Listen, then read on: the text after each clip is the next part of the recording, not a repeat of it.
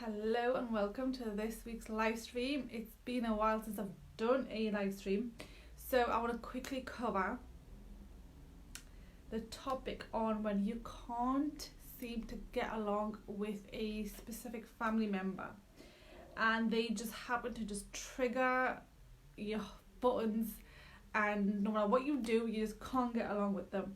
And this is what I would advise on a coaching perspective. This is what we do, and I did advise this in one of my videos in my free group, which is in Facebook, Flourish on Purpose Network.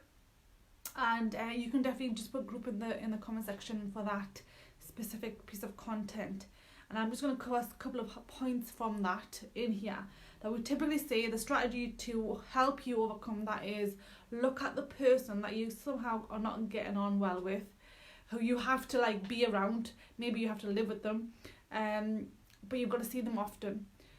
Look at them as who they are, right? Get yourself out of the picture. Look at them, see their stories, look at their history. Why are they probably doing what they're doing, and how can I look at them, behave with them, be around them without getting what they say personal to me. So I give them responsibility of what they say, not take it into my energy space. Okay, so it's understanding them and what could be upsetting them, harming them, shall I say, what could have been their experience for them to, behave the way they behave. So they might be, abrupt at times. Why is that, right? Is there a cultural thing? Were they brought up in a very loud, boisterous kind of family? Because then you give them the responsibility of their behaviours. You're not taking that on. So that's one major part of that specific coaching advice, shall I say, I put into that video. You can definitely get access to that. So, but that will not work if you haven't made you haven't cleaned up the past. Okay, I'm going to go into that in more detail. So this is a friend on Facebook. I don't want to give you everything about her situation, so I'm going to change the relationships to different, so she doesn't know it's about herself directly. So she can't get along with for this example we'll say a sister-in-law. Okay, so it's an in-law family member, husband's family, and she's like, I can't get along with that. Every time I say something, every time I do something, it's just put me down every day. If I do self-development, it doesn't matter, it just goes back down. I'm feeling back to square one or worse every single day, and she's living with this person. And I asked her, okay, I give her the same advice, and I said, okay, you need to dive in deep and just reflect. And she journals a lot. She's been journaling a lot, only to become more self-aware, to see what are the triggers here, what is really going on. And she messaged me saying this person reminds her of somebody in her past. They behave the same way, and this was a close member of the family, and that she was living with, she was brought up with. And the way their sister-in-law behaves in this example, where we're just going for sister-in-law, is the same way as that person behaved when I was growing up. And I just get these flashbacks, I get these memories. Basically, that's what is going on in her mind, that this is what's happening. I can't get on with that. She reminds me of this person a lot, and that aggravates me even more. I can't take on the advice that you're giving me because it's too high in emotions. It's too overwhelming for me to even think about her and detach her from my energy space. So this is obvious resolution has not been made in her past, which is making her current relationships harder to deal with. Okay, because you can't build resilience around somebody that is constantly giving you, saying one thing, but it's affecting you in 10 times more way, right? It's like, if somebody else was to look at it, they would be thinking, oh, well, she's only just said to you to go and get this. But you're taking it so much, because there's more to it than that. There's a lot of memories, there's a lot of repressed emotions that are attached to that one little thing that maybe seems so small, so trivial, but it's so big to that person because they are getting reminded of all these negative emotions from the past that they haven't dealt with. So those emotions first need to be dealt with, and if you don't deal with the root cause of the problem, then other things are just superficial. It's almost like, yeah, it sounds too good to be true. It's, you know, I can't do that. I can't detach myself from her space because I'm too involved, and she triggers me all this way. And most of my clients at the beginning, when I give them these types of advices, okay, separate yourself from the person. Could be your husband, it could be your sister, it could be your brother, it could be anybody, and now look at their situation based on them, and they struggle to do that. Everybody struggles to do that. Even I did before I had my breakthroughs. And I know I can't. I'm too angry, I'm too upset, I'm too hurt by whatever they've done.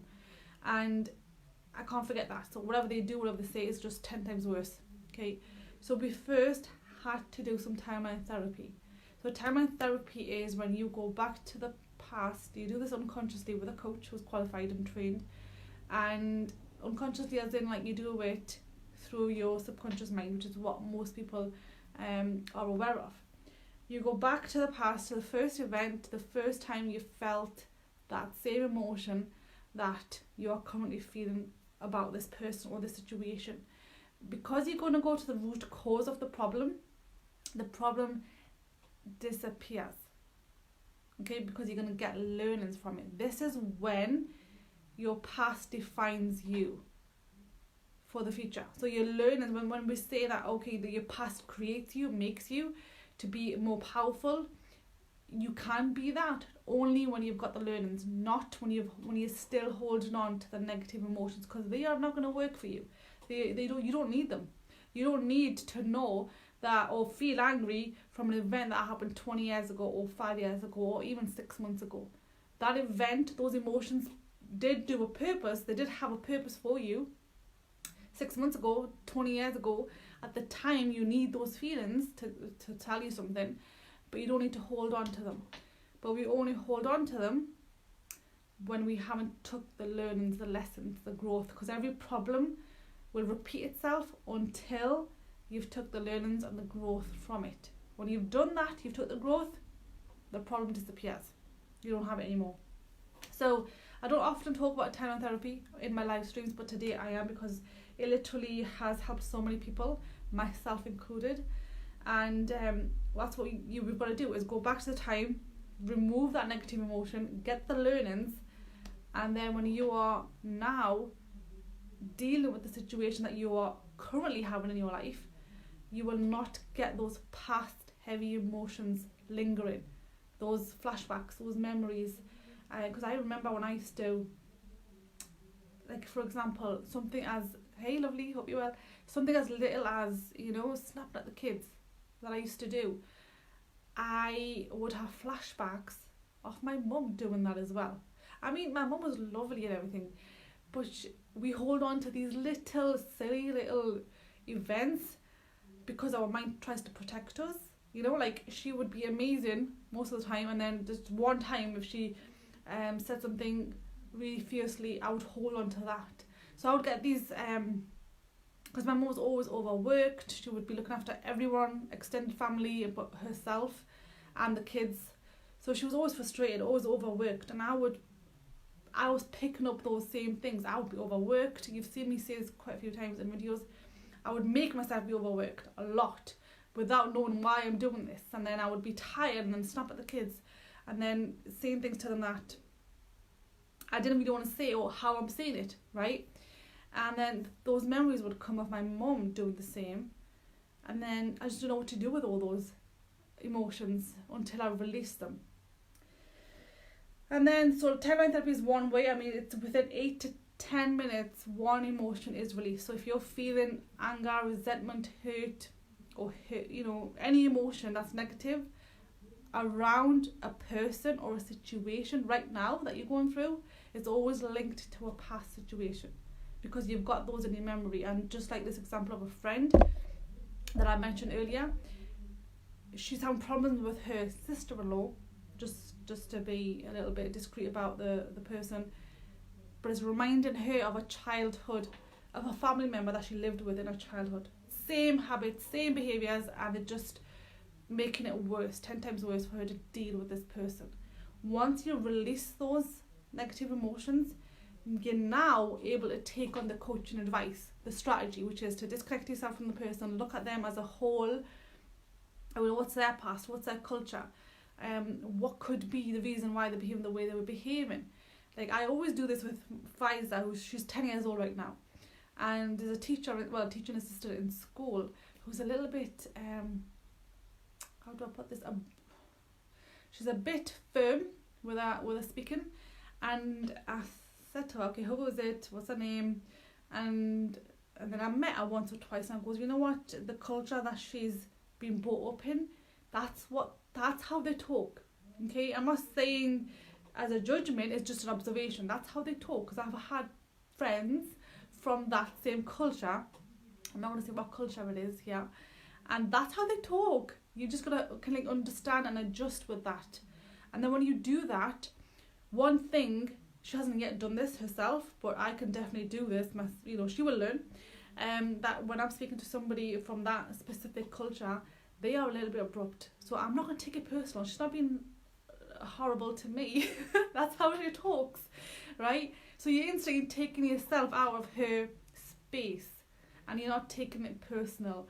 Then, like I said, when you've made peace with the past, you can deal with something without taking it personally. You don't need to be emotionally involved.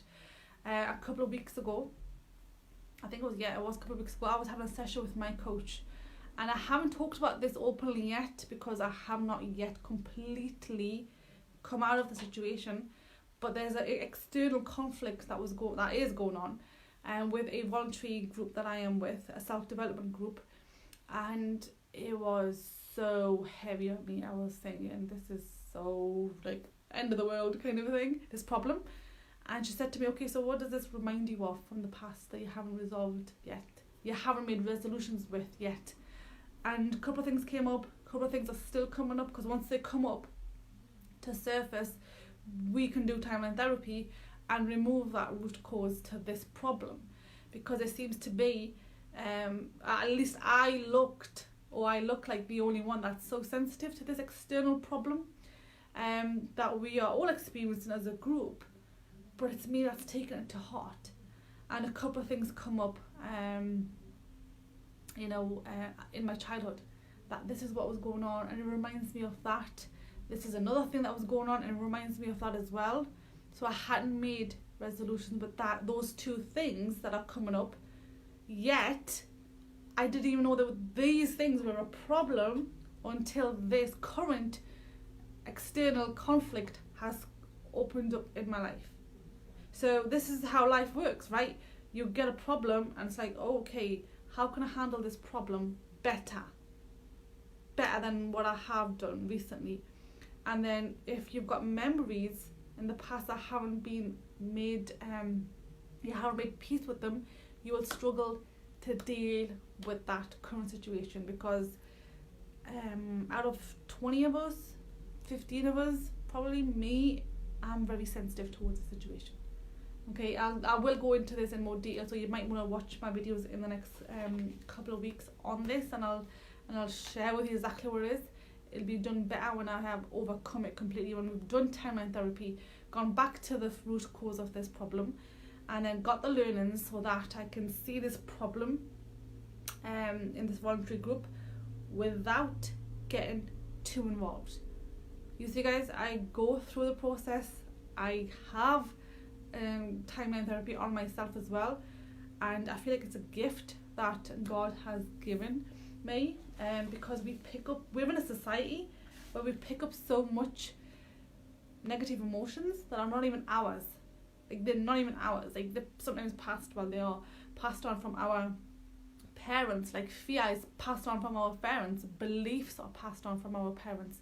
Sometimes we don't pick them up from our own physical experience, we pick them up genetically as well.